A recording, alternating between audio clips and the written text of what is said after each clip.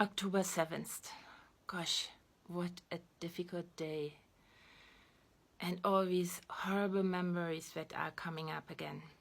Well, grab a coffee and let's talk about a realistic utopia of a fair society, because without a clearly formulated goal, you never get where you want to go. And let's face it, we all want to live.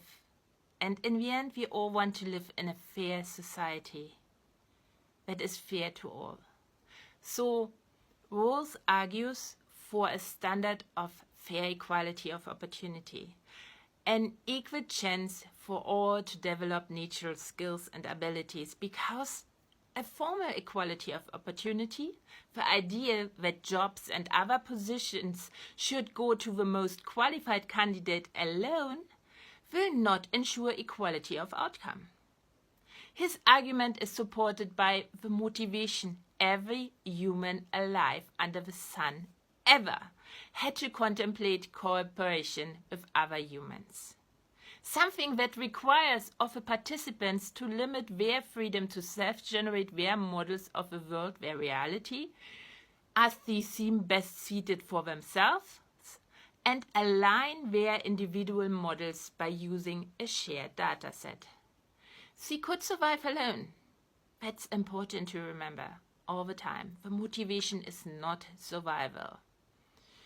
The reason they do it is because they want a chance to realize the high payoff random searches offer, the highest possible payoff of any kind of search. Cooperation offsets the risk that an individual alone can't take when it comes to random searches. Whose? Cooperation. That's our motivation. So far, so wonderful. After reading all that, you might conclude that a meritocracy then fits best as a model of a fair society. Those who are at the same level of talent and ability and have the same willingness to use them have the same prospects of success regardless of their initial place in the society. And after that, success and influence depend strictly on merit, what means intelligence paired with effort. But that's not the case, not for Rawls, not for me. Why? When the old aristocracy is replaced by a new aristocracy of merit, those at the bottom are condemned to suffer the double indignity not only of being poor, but of being looked down on and being held entirely responsible for their low status. In the end, the privileged elite would pull away from the rest, and the least well-off would find it impossible to maintain self-respect. The hubris of society's educated elite, paired with the humiliation of the left-behinds, would be a dangerous, explosive cocktail of discontent. And we don't have to speak about it as if it's not true, as if it's some hypothesis.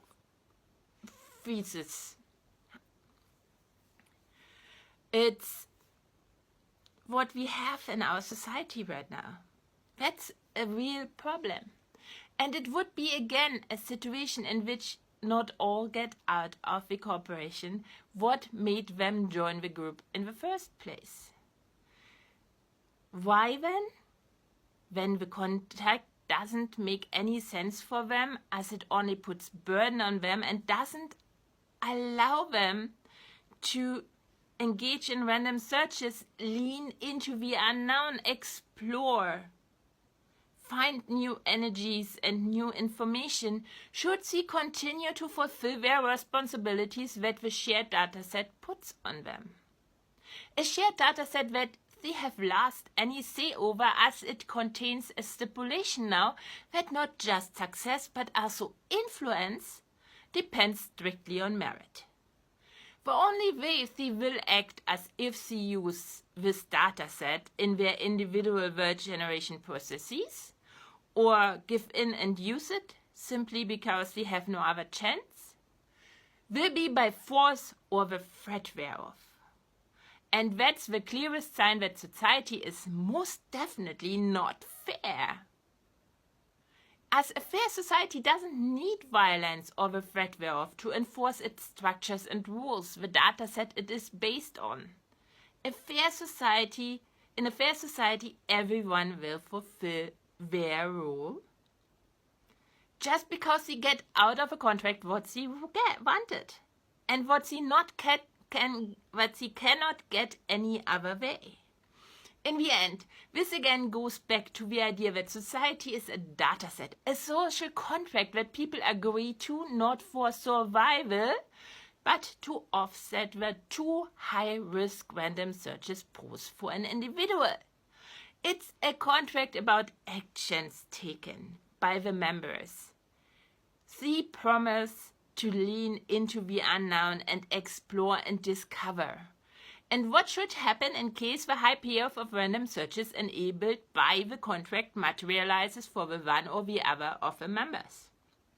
It's not a contract in which the members ever promise success, a discovery that helps.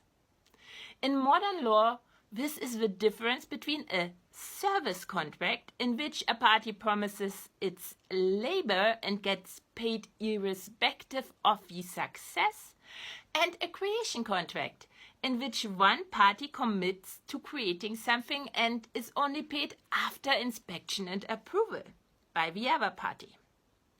A fair society is a service contract, which the implementation of meritocracy would turn into a creation contract.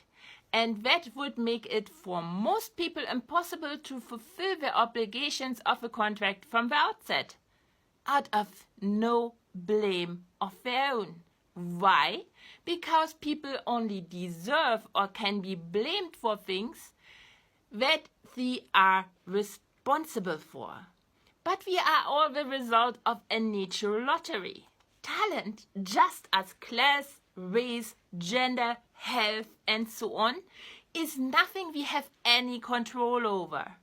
We are born with a certain set of skills and talents, and we can't even remember being born. Thus, no result, even when we would all start from a truly equal playing field, could ever be justly called deserved or could be blamed on someone. Therefore, it mustn't have any influence over our lives or how much influence we have over the data set that allows cooperation. So then, is the solution perfect equality of outcome? No, because there need to exist incentives that encourage people to develop and apply their talents to the good of the group. It's not just about the development of talent and skills in the end.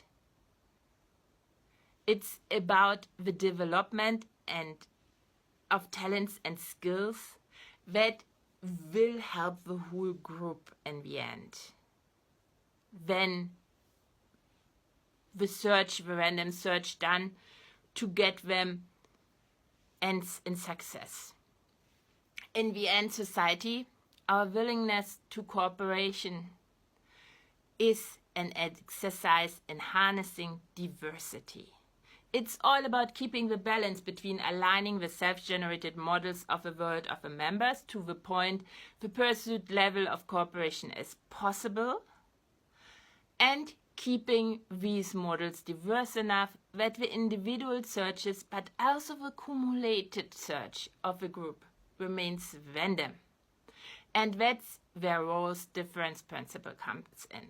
But that's for a future post, like tomorrow. If you don't have enough from me today, I will be back with a TikTok live tonight where I prep our dinner, potato soup and sausages. You might learn something about how I do it. And if that's not your thing, you can also go and read this post on my blog, Hyperobject Mind, the transcript of it. And as I said, there will be a new post tomorrow that goes about the difference principle. Until then, bye.